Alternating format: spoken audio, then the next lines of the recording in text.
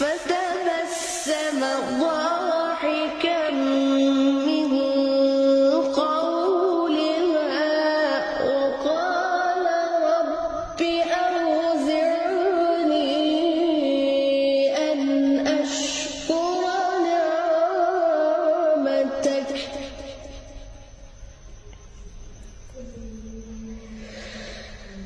حتى إذا أتوا على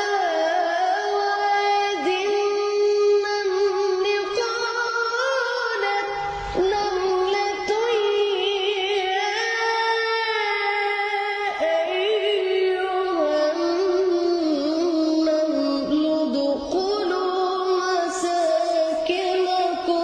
لا يحطمنكم سليمان وجنوده